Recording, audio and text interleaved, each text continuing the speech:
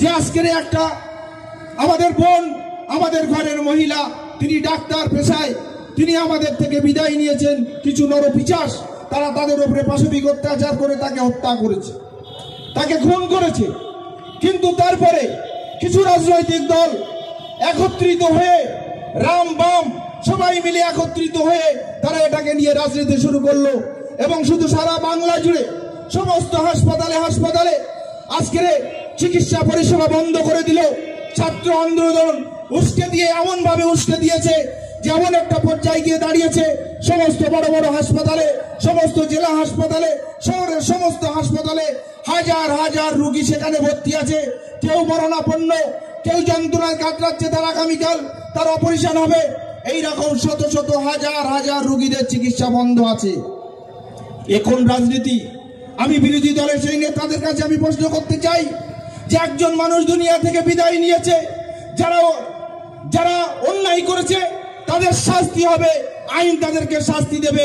কিন্তু সেই আন্দোলনটাকে জিইয়ে রেখে সমস্ত হাসপাতালে হাজার হাজার রোগীর চিকিৎসা পরিষেবা বন্ধ করে, ধর্মঘট করে এক ধরনের আরো শত শত মানুষের মৃত্যুর মুখে ঠেলে দেওয়া হচ্ছে। অনেক মানুষ মারাও গেছে, অনেক মানুষ আগামী দিনে হয়তো আরো মারা যাবে। এখন রাজনীতি, একজন মারা গেছে, তাকে তো ফিরে পাওয়া যাবে না, তার জন্য আন্দোলন তো হবে শান্তিপূর্ণ আন্দোলন। সমস্ত চিকিৎসা পরিষেবা সচল রেখে সমস্ত জায়গায় সবকিছু ঠিকঠাক থাকবে, তারপরেও আমাদের আন্দোলন চলবে যাতে দোষী শাস্তি পায়।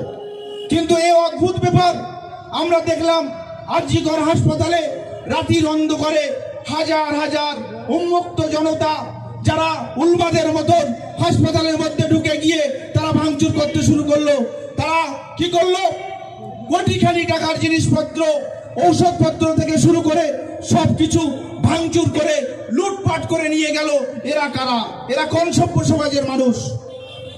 আজকের আর.জি. কর হাসপাতাল সহ কলকাতায় যেসব হাসপাতালে যারা চিকিৎসাধীন আছে, তারা কি শুধু তৃণমূল ঘরের রোগী আছে?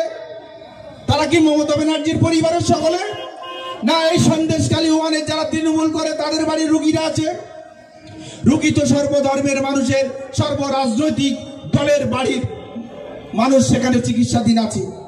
তাহলে আমরা একটা রাজ্য সরকারকে ছোট করতে হবে, মমতা ব্যানার্জিকে কালিমালিপ্ত করতে হবে, মমতা বন্দ্যোপাধ্যায় সরকারকে কালিমালিপ্ত করতে হবে, বিশ্বের দরবারে তথা ভারতবর্ষের সমস্ত প্রদেশে তাকে ছোট করতে হবে। এই নোংরা রাজনীতি আর কতদিন চলবে? কতদিন এই বাংলার মানুষ আপনাদের এই ভ্রষ্টহীন, আপনাদের নীতিভ্রষ্ট, আপনাদের যে রাজনীতি, নোংরা রাজনীতি, এই রাজনীতির জন্য আর কত মানুষকে মৃত্যুর মুখে পতিত হতে হবে?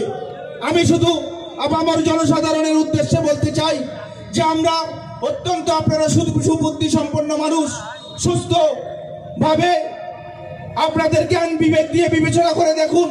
আজকের একটা ঘটনাকে কেন্দ্র করে তার বিচার তো হবে, তার বিচার হবে, তার বিচার হবে। আমার নেত্রী বলেছেন, আমাদের সর্বভারতীয় সম্পাদক অভিষেক বন্দ্যোপাধ্যায় তিনি বলেছেন, আমাদের পশ্চিম বাংলার সমস্ত ব্লকে ব্লকে যাতে দোষী শাস্তি পায়, দোষীরা শাস্তি পায়, তার জন্য আজকের ব্লকে ব্লকে এই কর্মসূচি চলছে, বিক্ষোভ কর্মসূচি পদযাত্রার মাধ্যমে।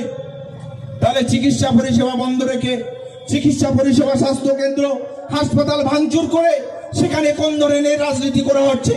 আজকের কি নোংরা রাজনীতি শুরু হয়েছে?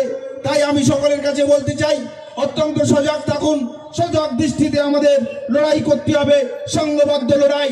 দিদি আজকের আমাদের পথে নামতে বলেছে, আমরা পথে নেমেছি। দিদি আগামী দিনে বললে আগামী দিনেও নামবো।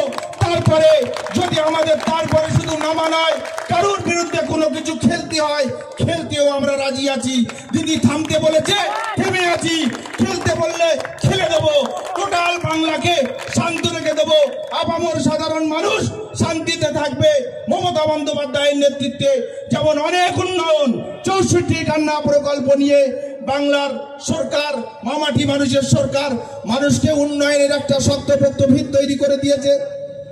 শিক্ষার প্রগতি, বাংলার মেয়েরা কেউ ডাক্তার হচ্ছে, কেউ ইঞ্জিনিয়ার হচ্ছে, কেউ আইপিএস হচ্ছে, কেউ বড় বড় অফিসার হচ্ছে। আমি শুধু বলতে চাই, এটা অনেক বিরোধী দলের সহ্য হচ্ছে না। তাই আমি আপামর জনসাধারণের কাছে বলতে চাই, তৃণমূল কংগ্রেস কর্মীদের কাছে বলতে চাই, আমরা একটা সরকার পেয়েছি মমতা বন্দ্যোপাধ্যায়ের নেতৃত্বে।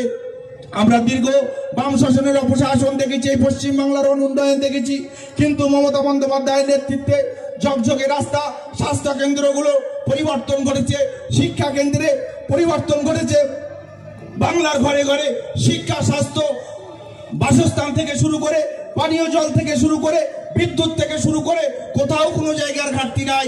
সব জায়গায় কাজ চলছে, সব মানুষ উপকৃত, সর্বরকমের মানুষ উপকৃত, দিন মজুর উপকৃত, ক্ষেত মজুর উপকৃত, কৃষকরা উপকৃত, সব ধরনের মানুষ উপকৃত, মাস্টার, ডাক্তার, সে গরিব, মধ্যবিত্ত, সব ধরনের মানুষ উপকৃত মমতা বন্দ্যোপাধ্যায়ের নেতৃত্বে।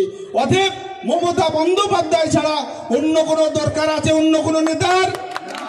আমি জোরসে বলতে চাই যে দরকার আছে। মমতা বন্দ্যোপাধ্যায় জিন্দাবাদ, মমতা বন্দ্যোপাধ্যায় জিন্দাবাদ, অভিষেক বন্দ্যোপাধ্যায় জিন্দাবাদ, মামাটি মানুষের নেত্রী মমতা বন্দ্যোপাধ্যায় জিন্দাবাদ, মামাটি মানুষের সরকার জিন্দাবাদ। আমি শুধু বলতে চাই আগামী দিনে আমাদের লড়াই জারি থাকবে। মমতা বন্দ্যোপাধ্যায় যখন যে নির্দেশ করবে সেই নির্দেশের উপরে দাঁড়িয়ে আমরা আমাদের লড়াই জারি রাখবো। আমাদের যারা এই মিটিং অর্গানাইজ করেছেন, যারা সহযোগিতা করেছেন, তাদেরকে অনেক অনেক শুভেচ্ছা অভিনন্দন জানিয়ে আমার বক্তব্য আমি সংক্ষিপ্ত করছি। জয় হিন্দ, বন্দে মাতরম, তৃণমূল কংগ্রেস জিন্দাবাদ, মমতা বন্দ্যোপাধ্যায়।